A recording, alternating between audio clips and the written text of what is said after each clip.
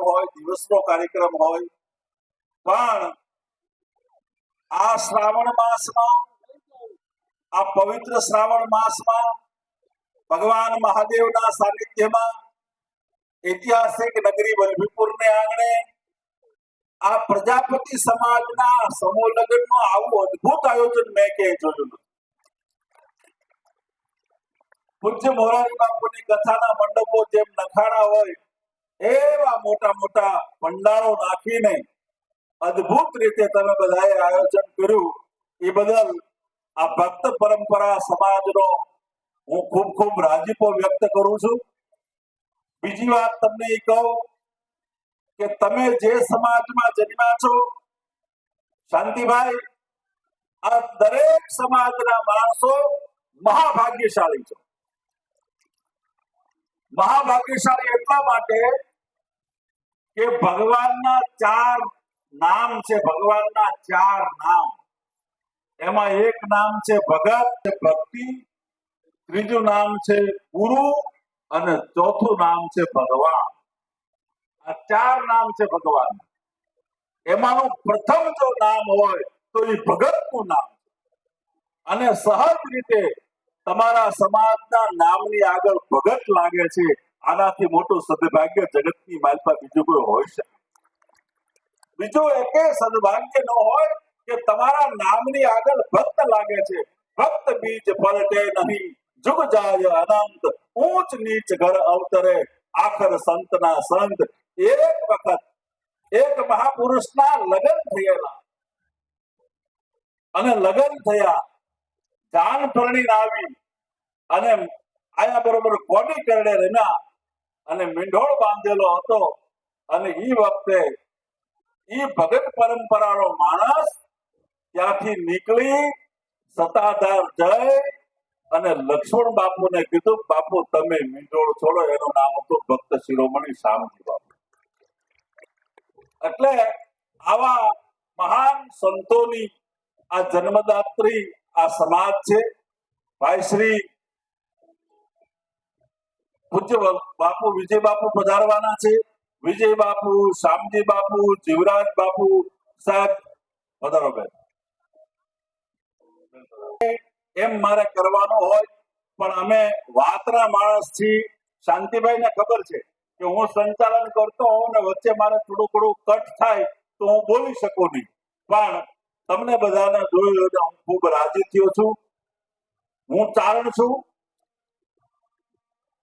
લાયક નથી, પણ મારું ચારણનો ફોળિયો આશીર્વાદ દેવાને લાયક છે કે અહીંયા નવ દંપતીમાં અહીંયા ઉપસ્થિત વરરાજા અને નવવધુને હું આશીર્વાદ આપું છું કે એના જીવનની માલપા ખૂબ પ્રસન્નતા રહે અને ખૂબ આનંદ રહે એવો હું માતાજીને જગદંબાને પ્રાર્થના કરું છું. બીજી વાત આપને એ કહું, ઘણી વાર આ દીપકભાઈની ઉંમર ખૂબ નાની છે, પણ જ્યારે ત્યારે વાત કરતા હોય ત્યારે એ માણસ સમાજની વાત નહીં કરતા હોય. રહે છે ક્યાં? સુરત થી આગળ મહુવામાં. પણ હું વડીલોને કહું કે જ્યારે મને મળે શાંતિભાઈ, ત્યારે એમ કે મેરાણભાઈ મારે મારા સમાજ માટે ક્યાંક કરવું છે, મારે મારા સમાજ માટે ક્યાંક કરવું છે, મારે મારી સમાજની દીકરીઓ માટે ક્યાંક કરવું છે, મારે સમાજના વંચિત માણસો માટે ક્યાંક કરવું છે. આવી દરેક દીપકભાઈ જેવા પ્રજાપતિ સમાજના દરેક યુવાનોની માલપા આવી ભાવના આવે ને એવી માતાજીને હું પ્રાર્થના કરું. દરેકને આવી ભાવના હોવી જોઈએ, સમાજની ભાવના દરેકને હોવી જોઈએ. ટૂંકમાં વાત કરું તો કાગ બાપુએ કીધું છે કે હોની બની જુદાઈ કરે તો ભૂલ સુધારી એક થજો,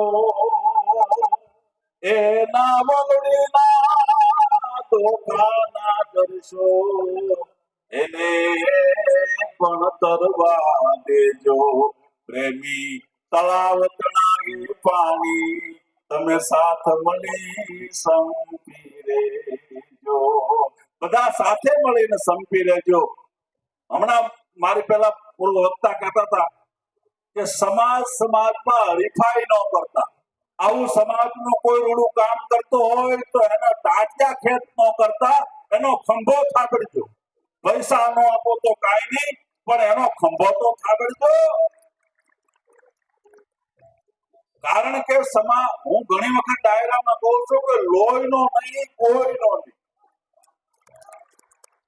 જે લોહીનો ન હોય એ કોઈનો ન હોય.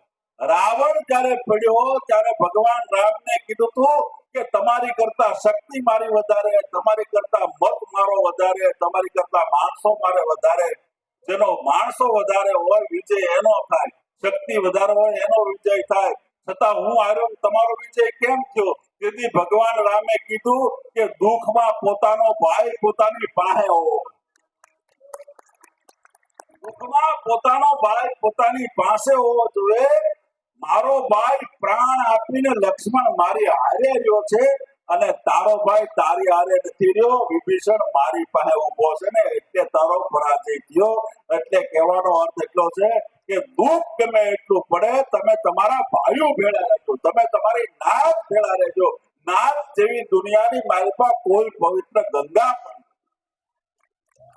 નાત ગંગા.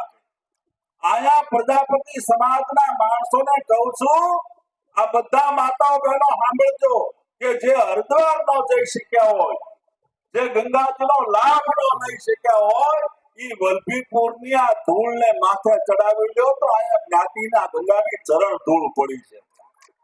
આ ગંગા દરેક સમાજના માણસોની જ્ઞાતિ એ ગંગા હોય. અને આવી જે ભાવના રાખશે, કળિયુગની માલપા શાસ્ત્રે એમ કીધું છે કે કળિયુગની માલપા ઈશ્વરના ભજન કરતા વધારે કોઈ પ્રબળ હોય તો સંઘ શક્તિ છે. સંઘ શક્તિ જો બળવાના છે તમારી, તો તમારો કોઈ વાળ વાંકો નહીં કરી શકે. બાકી સંઘ શક્તિ બળવા. બાકી તો મને એક જણાએ કીધું તું, મને કે મેરાભાઈ માણસનું જીવન કેવું છે? એટલે મેં કીધું માણસનું જીવન હેરડીના હાંઠા જેવું છે. કે હેડીના હાંઠા જેવું કેવી રીતે? કે જમાવટ થાય ને તો ગાય ખાવી ઉભી. એટલે ખરેખર પણ એક જણાએ કીધું તું મને કે માણાનું જીવન કેવું છે? કે માણાનું જીવન છે ને શાંતિભાઈ એ લવાદની હાંડછી જેવું છે, ઘડીક પાણીમાં ઘડીક અગ્નિમાં.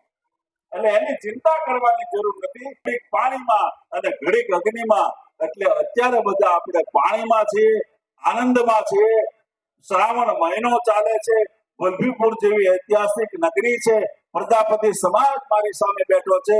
ધવળ મંગળ ને ગીતો ગાવા માટે બહેનો અહીંયા છે.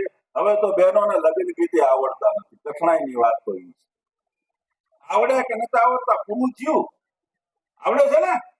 તો બરોબર સાચવી રાખજો બધા ગીતો. મારા બાપ તમે બધા ગામડામાંથી આવી છે, ગામડામાં સંસ્કારો જળવાય એવું ધ્યાન રાખજો. મને એક જણાએ કીધું હતું, મને કે ગામડાની બહેનો શહેરની બહેનોમાં શું તફાવત શું હોય? ગામડાની બહેનો રાજી થાય ને ત્યારે ગાર કરે, ધોળ કરે, સરસ મજાના ભીત ચિત્રો કરે, અને શહેરમાં બહેનો રાજી થાય ને હોઠ અને ગાલ રંગે. એટલી મને ખબર છે. ગામડું શહેરી છે. એટલે હું તમે બધા ગામડામાંથી આવીએ છીએ. આપણે ગામડાના સંસ્કારો જીવંત રાખવાના છે. હું તમને કહું કે કોઈ પણ સંત આવે ગામમાં તો પહેલા વહેલા કોઈનું સરનામું પૂછે તો એ તમારા સમાજનું સરનામું પૂછે. કે ગમે એવડો સંત આવે, જગતગુરુ શંકરાચાર્ય આવે, હતાધારના મહંત આવે, પાળિયાદના મહંત આવે, પરબના મહંત આવે, તો એમ કે બાપા અહીંયા કુંભાર ભગતનું ઘર છે ખરું? સાહેબ વિચાર કરજો, તમારા ઘરની કેવડી મોટી પવિત્રતા હશે કે જગતને પવિત્ર કરવા વાળો મહાપુરુષ એ તમારા ઘરનો અન્ન ખાય અને રાજી થાય. એવા સમાજની માલપા તમે જન્મ્યા છો. તમે તમારા સંસ્કારને સાચવજો, તમે તમારી ભક્તિને સાચવજો, તમે તમારા માતા પિતાને સાચવજો, તમે તમારી કુળની પરંપરાને સાચવજો, તમે તમારા ભગતના વિરતને સાચવજો. તો હાથો સમાજના દર્શન થશે. એવું ચારણ તરીકે હું તમને બધાને પ્રાર્થના કરું છું અને રાજકો વ્યક્ત કરતા કહું છું કે ઘન ઘોર જને ચહો ગોર મારું એ પડકારો કરો. એ ભગત ડાયરો લગ્નમાં આવ્યા છો કે વાતું છે? લગ્નમાં આવ્યા છો કે સાના મના બેઠો કે સભા છે? લગ્નમાં આવ્યા છે ભલા માણસ. હા, કાવા કહુંબા આપણે તો ગયા, બીડ્યું ગયું, શાંતિભાઈ બધું ગયું, ભલે ગયું, સારું થયું. જવા જેવું હતું પણ પડકારો તો હોવો જોઈએ ને. ધન ગોર ચરે જવ ગોર મારું એ જ મારું મન મોર બની ધન ગાદ કરે મન મોર બની ધન ગાદ કરે મોર બની કરે મન મોર બની ધન ગાદ કરે મોર બની ધન ગાદ કરે મન મોર બની ધન ગાદ કરે મોર બની ધન ગાદ કરે. તાળી પાડો બધા, તાળી પાડો, આનંદમાં આવ્યો. મોર બની ધન ગાદ કરે મન મોર બની ધન ગાદ કરે ધન ગોર ચરે જવ ગોર મારું મન એ મારું મન મોર બની ધન ગાદ કરે મન મોર બની ધન ગાદ કરે એ નવઘણની લાલીએ પાવન પાણીએ વાણીએ દાદુર મોર બને સવદાદ ચડાવણ પૂજાય શંકર શ્રાવણ માસ જલે સજલે પ્રશ્નાર કરે નિત નાવણ પૂજાય શંકર રામત સધારિયા આજ મારું મન મોર બની ધન ગાદ કરે મન મોર બની ધન ગાદ કરે મન મોર બની ધન ગાદ કરે. હા ભગવાન શાબાશ. અને લગનમાં આવ્યો છું ભાઈ. માંડવ કિયો એ રાણો ને કિયો ભાઈયો માંડવ કિયો એ ભાલા ભાને જો દાદાજી નો અસ્તુ. આભાર. જય માતા.